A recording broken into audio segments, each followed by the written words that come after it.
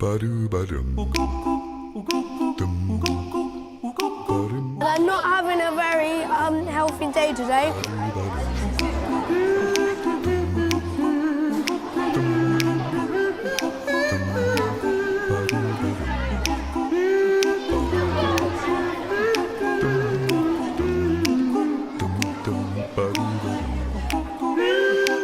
Okay, right then, good afternoon everybody. So we're going to start the food technology project. Jo Postlethwaite is a food technology teacher. She's working with her Year 7 on diet and nutrition. Last week, Jo set two of her pupils, Ryan and Megan, a task to keep a video food diary for 24 hours. It's lunchtime and I'm just going to have my lunch. It's lunchtime now and I'm probably going to go and get a piece of pizza for my lunch. Before the class shares Megan's and Ryan's video diaries, Jo begins the lesson by using a mind map to get the children to start thinking about how they might achieve a healthy lifestyle. So, what does it mean to be healthy, Tanya?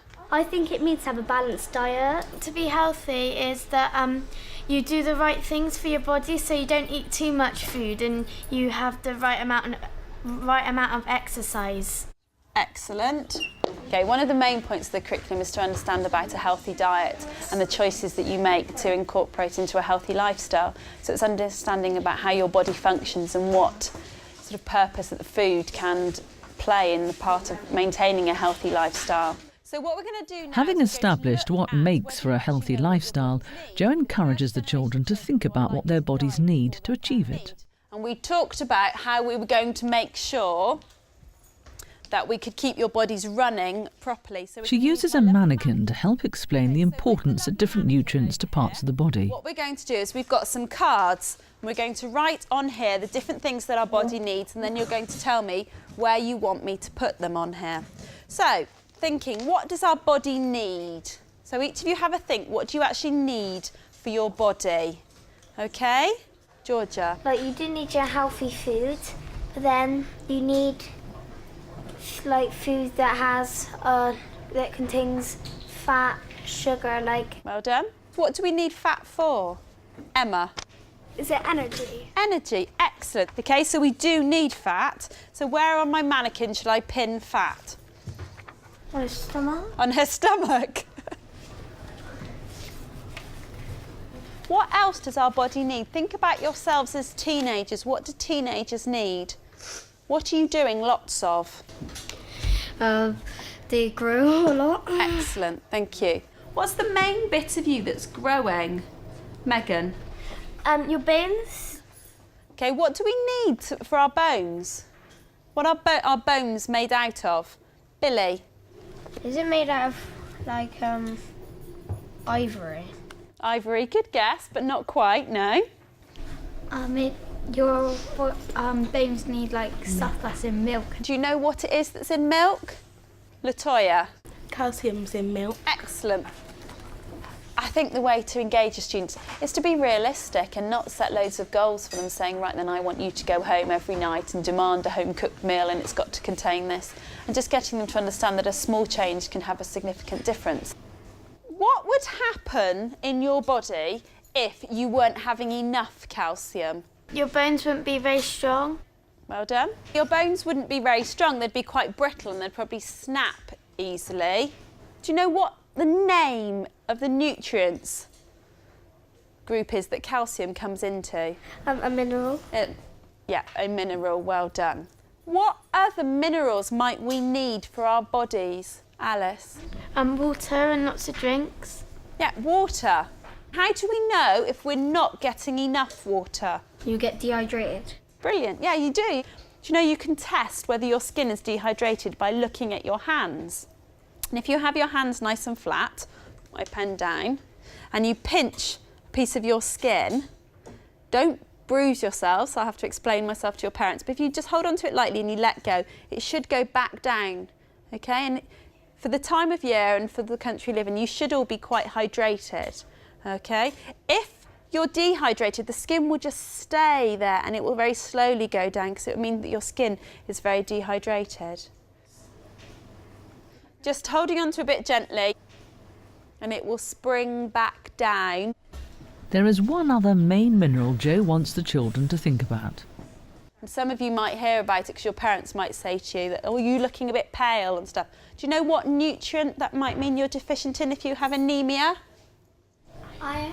Iron, yes, excellent. What do we carry iron in around our body? Do we carry it in buckets with lots of nice iron screws everywhere? Is it in the blood? It is, correct, well done, in the blood. Okay, and I'll pin this onto the mannequin. So I'm going to show you how you can check about anemia as well. Again, you're going to have to put your hands out for me and look at your fingernails, okay? So you're looking at the bit of your fingernail that's attached to the skin, okay, which should be quite a nice pinky colour. Now, if you press that very gently between your finger and your thumb, okay, you'll find that the skin under your nail will go slightly white. When you release, it should go back to pink.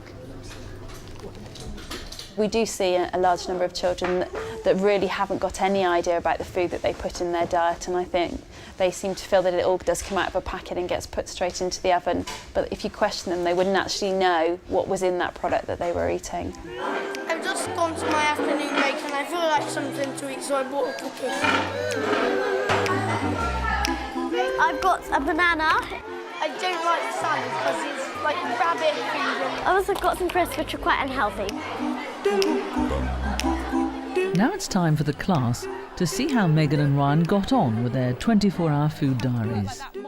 So we're going to watch the video, and then at the end I want to have a think about how well they did and whether there's anything we can come up with on how they could improve it. Hi, I'm Megan. I'm 11 years old and I'm going to be keeping a food diary of my day. It's 7:30 and I'm about to have my breakfast. Today I have toast, an apple and an orange juice drink. It's morning break and I'm about to go and find a seat in the canteen so that I can have my snack. I think it's quite a healthy option and I enjoy these because they're just really nice.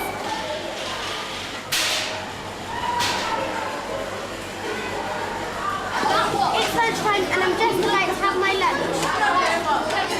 Today I've got some sandwiches, some crisps, some grapes and a drink. I think most of it's quite healthy, but I don't really think the crisps are. But I have crisps every day and I have grapes quite often.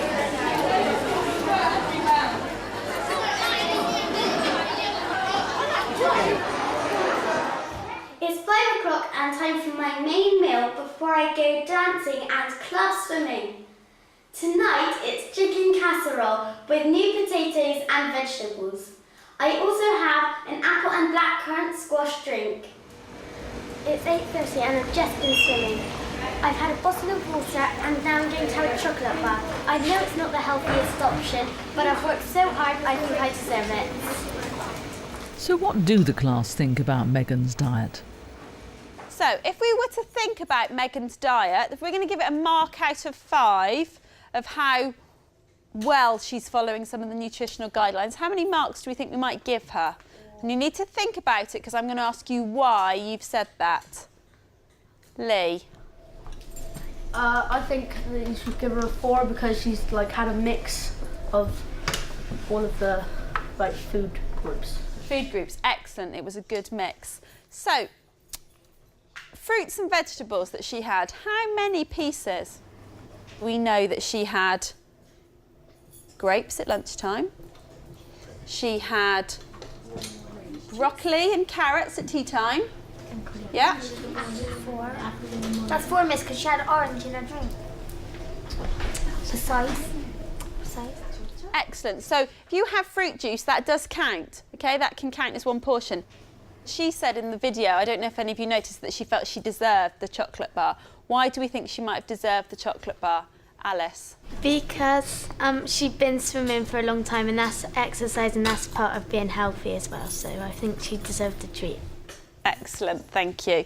It's Ryan's turn to share his video diary with the class. I'm in my kitchen now and I'm having my breakfast and I'm having 2 pieces of toast and a glass of orange juice. There's lots of wide range for my 11 o'clock break. So here's the wide ranges. There's apples, bananas, donuts, cookies. I think I'm probably probably going to get a cookie. 17.40. Just a cookie. There you go, right? Thank you. Here we go. I bought a cookie. It's lunchtime now, and I'm probably going to go and get a piece of pizza for my lunch break. For lunch, there's carrots and vegetables and spaghetti, I think it is. And some soup. And over here, there's healthy jacket potatoes and some slices of pieces of pizza. I'm probably going to get a piece of pizza now.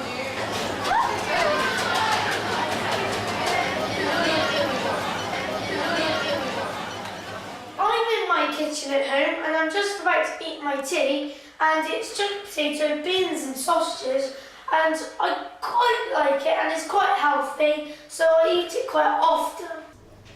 So, if we were giving a quick analysis of Ryan's diet with that mark out of 5, how many marks would you give him? 3. 3. Why only 3? Because it's not the healthiest diet in the world, and instead of like an apple, we got a cookie. Okay, well done. What would we like to see more of in Ryan's diet? Fruit and vegetables. Okay, thank you. Is there anything else that we thought maybe there wasn't enough of in Ryan's diet? Billy? Protein. Well done, yeah. There wasn't very much protein, was there? Okay, so if we want to set one main task for them to do over the next week before we have another lesson, what do you think that could be? I think Ryan should include more fruit in his diet because I don't think he had hardly any there. If Alice thinks that it should be an increase in fruit and vegetables in the diet, does anyone think that one of the other targets might be more important?